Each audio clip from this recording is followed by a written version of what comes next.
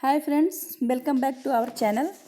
90% बच्चे लैंग्वेज में गलती करते हैं और बहुत कंफ्यूज भी रहते हैं। इससे वो ना लैंग्वेज को बहुत ही लाइटली लेने लगते हैं कि चलो बाकी मेन पेपर कर लेते हैं, लैंग्वेज तो निकल ही जाएगा। पर ऐसा नहीं है, इसमें भी आपको मेहनत करनी पड़ेगी, है ना। जिस वजह से आप इतना लाइटली लेते हो लैंग्वेज के, जिससे वजह से या तो आपका पेपर क्लियर नहीं होता है या फिर बॉर्डर लाइन पे आके ही मार्क्स रुक जाते हैं, मार्क्स अच्छे आपके नहीं आते हैं। तो इसके लिए आप क्या करेंगे, आप लैंग्वेज को सबसे पहले तो लाइटली लेना बंद करिए और उसकी भी प्रैक्टिस करना शुरू करिए, PYQ लगाइए, ठीक है। आप ये गलती बिल्कुल नहीं करेंगे, लैंग्वेज को लाइटली बिल्कुल भी नहीं लेंगे। सबसे पहले तो आप एग्ज़ाम में बैठ रहे हैं, तो सबसे पहले आप लैंग्वेज का कन्फ्यूजन ख़त्म करिए कि आपका लैंग्वेज 1 में कौन सा आपने रखा है, इंग्लिश, हिंदी, उर्दू क्या रखा है। लैंग्वेज 2 में आपने क्या रखा है, इंग्लिश, हिंदी, उर्दू। उसको पहले आप कन्फ्यूजन क्लियर करिए। कभी बच्चे का पेपर इस वजह से भी रुक जाता है कि वो क्या करते हैं, सेक्शन 4 में जो इंग्लिश हिंदी होता है उसी को करके समझते हैं कि मेरा 150 क्वेश्चन क्लियर हो गया है, जबकि उनका 30 नंबर का क्वेश्चन बिल्कुल ही गलत हो जाता है, ठीक है। तो आप एग्जाम में बैठने से पहले ये सब चीज़ों को क्लियर कर लीजिए। अगर आपको अभी नहीं पता है, पता है तो बहुत अच्छी बात है। अगर नहीं पता है तो इसके जस्ट पहले वाले वीडियो में मैंने ये सारा कन्फ्यूजन आपको बता दिया है, दूर करवा दिया है। मैं आपको कमेंट में इसका लिंक डाल दूंगी, प्लेलिस्ट भी डाल दूंगी, आप उस पर जाके अपना कन्फ्यूजन दूर कर लेंगे, ठीक है। तो चलिए, अगर आप वीडियो में पहली बार आए हैं, वीडियो को पहली बार देख रहे हैं, तो please like, comment and share करना बिल्कुल भी मत भूलिएगा, करके ही जाइएगा। बेल आइकन भी दबा दीजिएगा ताकि जब भी आपका PYQ आए तो आप उसको कर पाएँ, ठीक है। और सबसे पहले आपको मिल जाए कि हाँ, आपका PYQ आ चुका है। तो चलिए चलते हैं, हम आज के सेशन को स्टार्ट करते हैं बिना देर के। आज का जो हमारा PYQ है, ये इतनी बार रिपीट हुआ है कि मैं बता नहीं सकती हूँ। 5-6 साल के क्वेश्चन में ये बार बार रिपीट हुआ है क्वेश्चन, ठीक है। खास करके आपका इंग्लिश और हिंदी का जो पैडागोगी है वो रिपीटेड है, ठीक है। पैराग्राफ तो वगैरह फिर भी चेंज हो जाते हैं, लेकिन ग्रामर का पोर्शन वही रहता है। तो चलिए, सबसे पहले आपको लैंग्वेज में क्या देखने को मिलेगा। सबसे पहले आपको गद्यांश मिलेगा, जो कि आपको रीड करना है सबसे पहले। बिना रीड किए हुए आप आंसर नहीं लगाइएगा।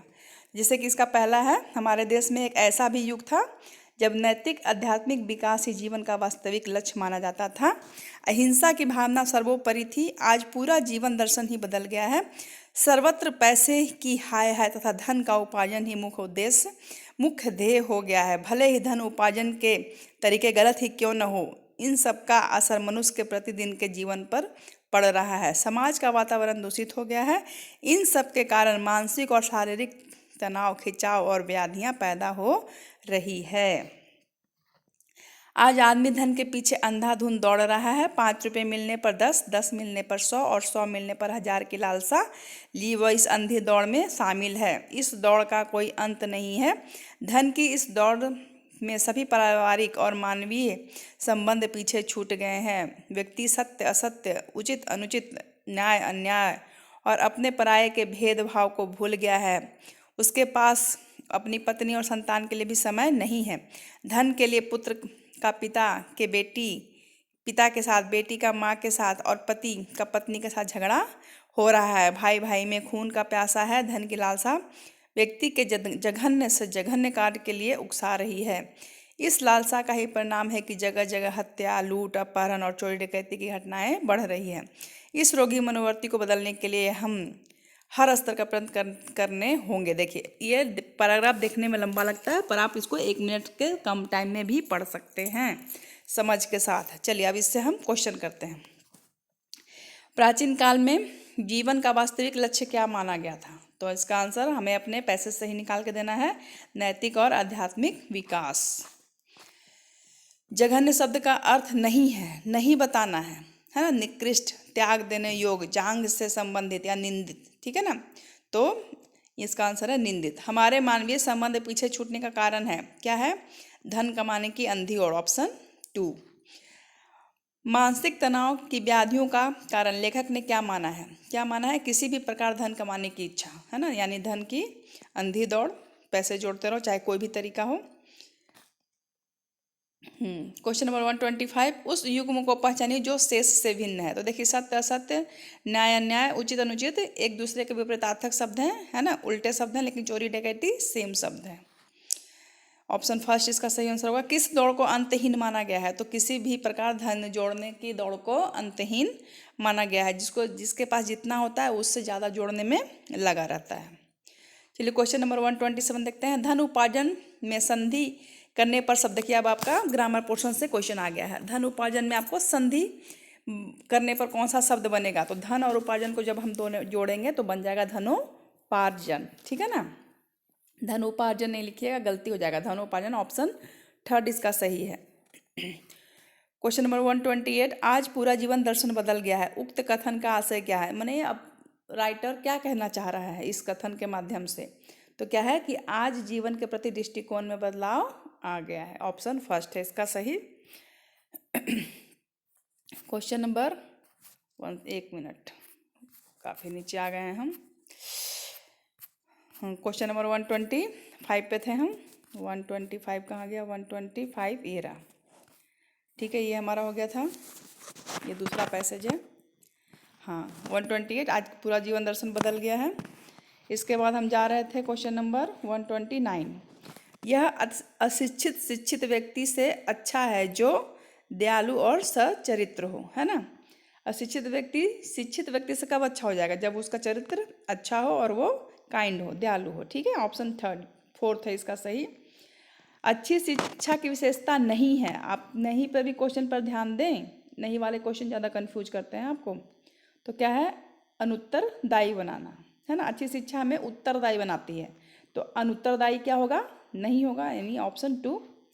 अधिकारों और कर्तव्यों के विषय में सुनिश्चित व्यक्ति, देखिए जब भी आपका नहीं वाला क्वेश्चन आए ना तो आप पहले नहीं को हटा के आंसर करिए, ठीक है। तो उसमें आपके सारे ऑप्शन कट जाएंगे, जो बचेंगे एक ऑप्शन वो नहीं वाला होगा, ठीक है। इस तरह से भी आप एलिमिनेट करके क्वेश्चन को कर सकते हैं। अधिकारों और कर्तव्यों के विषय में सुनिश्चित व्यक्ति क्या है? ये हमारा पैसेज 2 से है, ठीक है ना। ये है हमारा दूसरा पैसेज, आप इसको भी पढ़ेंगे, ये ज़्यादा लंबा नहीं है। शिक्षा मनुष्य के मस्तिष्क और शरीर का उचित तालमेल करना सिखाती है। वह शिक्षा जो मानव को पाठ्य पुस्तकों के ज्ञान के अतिरिक्त कुछ गंभीर चिंतन न दे, यही हमारी शिक्षा संस्कृत सभ्य सच्चरित्र एवं अच्छे नागरिक नहीं बना सकती। उससे क्या लाभ है, ठीक है ना। सहद्र सच्चा परंतु अनपढ़ मजदूर उस स्नातक से कहीं अच्छा है जो निर्दय और चरित्रहीन है। संसार के सभी वैभव और सुख साधन भी मनुष्य को तब तक सुखी नहीं बना सकते जब तक कि मनुष्य को आत्मिक ज्ञान न हो। हमारे कुछ अधिकार और कर्तव्य भी हैं। शिक्षित व्यक्ति को कर्तव्यों का उतना ही ध्यान रखना चाहिए जितना कि अधिकारों का, ठीक है। ये इस पे था ये वाला क्वेश्चन, ठीक है, 129 से। चलिए क्वेश्चन नंबर देख लेते हैं। हमारे कुछ अधिकार हैं और कुछ कर्तव्य भी हैं। यह किस तरह के वाक्य हैं? अब आपको यहाँ पर सेंटेंसेस बताने हैं, तो किस तरह के हैं? सरल वाक्य हैं। ऑप्शन 4। कौन सा शब्द अन उपसर्ग से नहीं बना है? तो देख लिए अन से कौन कौन बना है। तो अन से अनुपयोगी बन गया है, अनुपकार बन गया है, अनुपम बन गया है। अन्न पढ़ नहीं है क्योंकि वो अन्न से है, अन्न में हलंत नहीं है। तो ऑप्शन फर्स्ट है इसका सही, ठीक है। 124। मनुष्य तभी सुखी रहा कहा जा सकता है जब उसे आत्मिक ज्ञान हो, ठीक है, उसके अपने बारे में उसको पता हो। Question number 135। सुख साधन का विग्रह, देखिए आपका समास से क्वेश्चन है। सुख साधन का विग्रह बताइए। तो इसका विग्रह करेंगे तो हो जाएगा सुखों के साधन यानी तत्पुरुष समाज। Question number 136। मैं ब्रश यूज करूँ क्या? ब्रश यूज करने से थोड़ा टाइम लग जाता है, कोई बात नहीं। चलिए मैं बता दें। 8वीं कक्षा में देखिए आपका पेडागोगी आ गया है। 8वीं कक्षा में मुद्रित पढ़ने समय परेशानी का अनुभव करता है। तो जब आपको पेडागोगी में पढ़ाया गया, जब पढ़ने लिखने में परेशानी होती है तो उसको हम क्या कहते हैं? डिस्लेक्सिया, है ना, डिसलेक्सिया, ठीक है। चलिए क्वेश्चन नंबर 137 देखते हैं। यही समझना है, देखिए जो आपका पेडागोगी होता है ना इंग्लिश हिंदी का, वो सेम होता है, पर जो बच्चे होते हैं ना लैंग्वेज चूज करने वाले, शायद ही बच्चे का दोनों लैंग्वेज सही होता है। लैंग्वेज आपका एक ही पकड़ अच्छी होती है। एक लैंग्वेज में आप डरते रहते हो कि पता नहीं मार्क्स कैसे हम गेन करेंगे, लेकिन डरने की ज़रूरत नहीं है। थोड़ी सी आप बस प्रैक्टिस करिए। मेरे कहने पे बस आप 5 साल का PYQ समझ के लगाइए। अभी जितना समय लग जाए कोई दिक्कत नहीं है, लेकिन एग्जाम में देखिएगा जादू, आप ना क्वेश्चन पढ़ते ही आंसर करेंगे, अंडरस्टैंडिंग करेंगे। ये आपका फ़ायदा होगा अगर आप PYQ लगाते हैं जिसमें आपको डर लग रहा है। जिस दिन आप उस डर को ख़त्म करिएगा ना, उसी दिन आपका पेपर क्लियर होगा। क्योंकि ये मेरे साथ हुआ है तो मुझे पता है, मैंने देखा हुआ। जब तक मेरे को इंग्लिश लैंग्वेज से मेरे को डर लगता था, आज मेरा इंग्लिश ही मेरा सबसे स्ट्रांग पोर्शन है। तो जब आप डर को हराइएगा ना, तभी आप जीतिएगा, ठीक है। तो डरने की जरूरत नहीं। ये नहीं मत सोचिए कि ये 30 नंबर तो हम छोड़ के चलते हैं, उसको छोड़ के चलने में ही आपका पेपर रुकता है वहाँ पे, ठीक है। तो आप उसको ना बस 5 साल 6 साल का प्रैक्टिस लगाइए। देखिए कितना भी 30 में ना कितना भी गलत होगा ना, आपका 15 जरूर सही हो जाएगा, ठीक है। चलिए, मैं आपको अपना फ्रेंड मानती हूँ, इसलिए मैं आपको ये सलाह दे रही हूँ, अपने डर को हराइए सबसे पहले। जिस दिन आप अपने डर को हरा दीजिएगा ना, उस दिन आप जीत जाइएगा। सीटेट देने से पहले ही आपको पता चल जाएगा कि आपका पेपर क्लियर होने वाला है। चलिए क्वेश्चन नंबर करते हैं 137। प्रारंभिक स्तर पर हिंदी भाषा की पाठ्य पुस्तक का निर्माण करते समय इस बात का ध्यान रखा जाए कि, देखिए ये क्वेश्चन कई बार रिपीट हुआ है, किस बात का ध्यान रखना चाहिए। क्वेश्चन का आंसर थोड़ा सा घुमाया हुआ हो सकता है, लेकिन आप अपना जैसे ही थोड़ा सा दिमाग लगाएंगे ना, आप समझ जाएंगे। पाठ्य पुस्तक का निर्माण करते समय आप क्या सोचेंगे, आपको क्या चाहिए बुक में। तो कुछ पूर्व निर्धारित संदेशों को पहुंचाने के उद्देश्य न रखते हों, है ना। हमें वैसे संदेश नहीं चाहिए जिसमें बच्चा कुछ डिस्कवर ही न किया कर से, वो पहले से ही रखे कि हाँ ये करेंगे तो ये हो जाए। नहीं, बच्चे को खुद करने दीजिए, वो खुद डिस्कवर करके निकालेंगे कि क्या होना चाहिए। हर बच्चे अलग होते हैं, अलग अलग आंसर निकाल सकते हैं।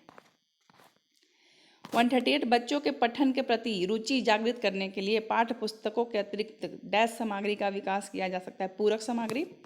पाठ्य पुस्तक तो थोड़ी बोरिंग हो जाती है, जब बच्चों को हम अलग से टूल से पढ़ाते हैं तो उनकी वो पढ़ाई क्या हो जाती है, इंटरेस्टिंग होती है, उन्हें लंबे समय तक याद भी रहती है।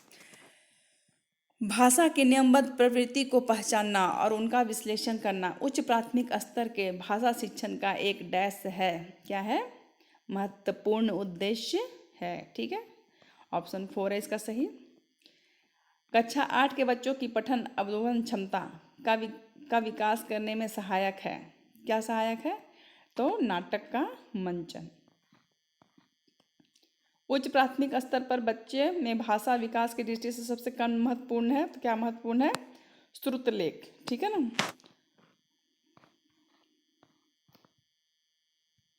हम सिर्फ डिक्टेशन लिखवाएंगे बच्चों से, उनको क्या फ़ायदा होगा, बस वो रोट लर्निंग करेंगे, उसको लर्न करके याद करेंगे, लेकिन उनको ज़्यादा उससे कुछ फ़ायदा नहीं होने वाला जब तक उस वर्ड को यूज नहीं करेंगे सेंटेंसेस में। 142 देखिए, पढ़ने का संबंध डैश से है, किससे है, अर्थ से। जब भी हम कोई चीज़ पढ़ते हैं तो इसका मतलब है हम सिर्फ रीडिंग नहीं कर रहे हैं, उसके मतलब को समझ रहे हैं। ये क्वेश्चन आप याद कर लीजिए, question paper first and paper second दोनों में पूछा जाता है। हम अंडरस्टैंडिंग यहाँ पे लगाएंगे, इंग्लिश में क्वेश्चन आएगा तो अंडरस्टैंडिंग होगा यहाँ पे। 143 उच्च प्राथमिक स्तर पर हिंदी भाषा की पाठ्य पुस्तकों के अन्य विषयों के पाठों को स्थान देने का एक महत्वपूर्ण उद्देश्य है। हिंदी का पाठ्य पुस्तक को समावेशी बनाना, ठीक है। हम एक चैप्टर साइंस और मैथ्स इस तरह से रिलेट करके पढ़ाते हैं, क्यों, है ना, ताकि बच्चे क्या हो सके, समावेशी का माहौल बने और बच्चे एक दूसरे से रिलेट कर सके चीज़ों को। बच्चों को जन्मजात भाषिक क्षमता होती है। इसका एक शास्त्रीय पक्ष यह है कि पर्याप्त अवसर मिलने पर बच्चा नई भाषा आसानी से सीखेगा। देखिए, अगर आपको एक भाषा जानते हैं तो उससे रिलेट करके आप दूसरी भाषा को आसानी से सीख सकते हैं, लेकिन आप कुछ भी नहीं जानते हैं तो बहुत मुश्किल है लैंग्वेज सिखाना। 145 वाणी अस्थाई होती है। जो मैंने मार्क्स कर रखा है आंसर, वो मैंने आपके लिए मार्क्स कर रखा है, आप कन्फ्यूजन मत हो। आप अपना ऑप्शन ब्लैक कलर से जो लगा हुआ है वो राइट आंसर्स है, ठीक है। वाणी अस्थाई होती है और डैश भाषा की तुलना में काफ़ी तेज़ी से बदलती है, तो क्या, मौखिक भाषा, ठीक है। मौखिक भाषा क्या होती है, भाषा की तुलना में वाणी क्या होती है, वाणी क्या है, मौखिक भाषा और वाणी दोनों सेम नहीं है, ठीक है। वाणी अस्थाई होती है, लेकिन मौखिक भाषा क्या होती है, तो अस्थाई होती है, और वाणी अस्थाई होती है।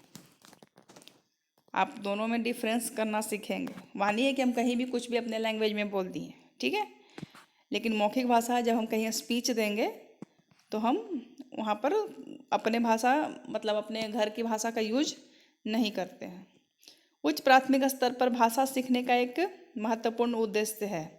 उच्च प्राथमिक स्तर पर जब हम भाषा सीखते कोई नहीं, तो क्या है, पठित सामग्री का तार्किक विश्लेषण। जब भी आप उच्च कक्षा के भाषा सीखेंगे तो उच्च, आपने पढ़ा होगा पेडागोगी में कि जब भी उच्च माध्यमिक में बच्चे पहुंच जाते हैं तो उनका तार्किक सेंस क्या हो जाता है, जागृत हो जाता है, तर्क करने लग जाते हैं, ठीक है ना, विश्लेषण करने लग जाते हैं चीज़ों का कि ये क्या सही है क्या गलत है।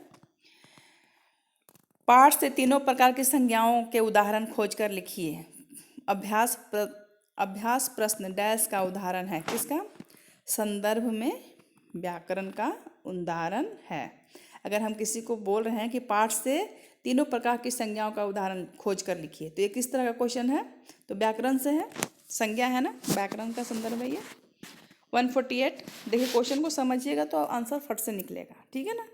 जल्दीबाजी में कोई पेपर मत करिएगा, टाइम इनफ होता है, घबराने की ज़रूरत नहीं है, कोई नेगेटिव मार्किंग नहीं होती है। पहले आराम आराम से क्वेश्चन कर लीजिए, लास्ट टाइम पे अगर लगता है कि 1 2 4 5 क्वेश्चन आपको नहीं आ रहा है तो आप एक ही, जैसे मान लीजिए आपको ऑप्शन ए को ब्लैक कर रहे हैं तो सारे ऑप्शन ए को ही ब्लैक करें, कुछ तो सही हो जाएगा। 4 क्वेश्चन में किसी का तो ऑप्शन ए होगा, 1 क्वेश्चन तो आपका सही हो जाएगा। अगर किसी में ए बी सी डी कर दिया, मान लो तुक्का सही लगा तो ठीक है, नहीं लगा तो सब गलत हो सकता है, सही समझ रहे हैं। चलिए 48, तुक्के की बात हम बाद में करेंगे, अभी हम पढ़ाई करते हैं। उच्च प्राथमिक स्तर पर बच्चे की भाषा क्षमता का आकलन करने की दृष्टि से सबसे कमजोर प्रश्न, यानी कमजोर प्रश्न कहने का मतलब है क्लोज, है ना, क्लोज इंडेड क्वेश्चन के बारे में है। तो अगर लेखक ने कह दिया, लेखक ने अपने जीवन की 2 घटनाओं को महत्वपूर्ण बताया है, ये क्लोज इंडेड क्वेश्चन है, इसमें बच्चा कुछ अलग से नहीं करेगा। ऑप्शन 2 सही है। हिंदी भाषा की शिक्षा के रूप में सर्वाधिक महत्वपूर्ण क्या है, ये भाषा की शिक्षा शास्त्र से, अगर टीचर बहुत ही अच्छा हो लेकिन अगर वो उसका नॉलेज ही नहीं हो, जिसको जो सब्जेक्ट उसको पढ़ाना है, तो फिर दिक्कत आ जाएगी। तो इसलिए पहले भाषा की शिक्षा के शास्त्रीय समझ टीचर को होना चाहिए। भाषा शिक्षण के संदर्भ में सतत और व्यापक आकलन के लिए सर्वाधिक महत्वपूर्ण बिंदु है, कौन सा सबसे महत्वपूर्ण बिंदु है, तो बच्चों में भाषा प्रयोग का निरंतर अवलोकन करना, ठीक है। तो ये आपके हिंदी भाषा के 30 PYQ थे, ठीक है, जो paper first and paper second में मिक्स करके पूछे जाते हैं। सेम क्वेश्चन होते हैं, ज़्यादा घबराने की जरूरत नहीं है। बस 6 to 8 वाले में उच्च माध्यमिक करके क्वेश्चन पूछे जाते हैं और प्राइमरी वाले में निम्न करके पूछे जाते हैं। 1 2 क्वेश्चन होते हैं जिससे कि छोटे बच्चे तार्किक चिंतन नहीं कर सकते हैं, तो उस तरह के क्वेश्चन पर थोड़ा ध्यान दें, है ना, मिक्स ना करें क्वेश्चन को। चलिए अब इसका सेक्शन एक इंग्लिश के 30 क्वेश्चन रह गए हैं, जिसको मैं नेक्स्ट में करवाऊंगी आपको, नेक्स्ट वीडियो में। कल जब हमारी वीडियो आएगी तो उसमें मैं 30 क्वेश्चन आपको करवाऊंगी। आज करवाऊंगी तो वीडियो हमारी काफ़ी लंबी हो जाएगी, ठीक है। तो चलिए आपके लिए मैं हर सब्जेक्ट का PYQ लेकर आने वाली हूँ, है ना। आप बस चैनल को लाइक करिए, शेयर करिए, सब्सक्राइब कर लीजिए, बेल आइकन को भी दबा दीजिए ताकि जैसे ही मेरे वीडियो आए आपके पास पहुंच जाए, ठीक है। मैं मिलती हूँ जब फिर एक नए वीडियो के साथ, नए PYQ के साथ। तब तक आप अपना खूब ख्याल रखें और अपनी पढ़ाई करती रहें, ठीक है। सब्सक्राइब करना बिल्कुल भी ना भूलें। Bye bye and take care friends.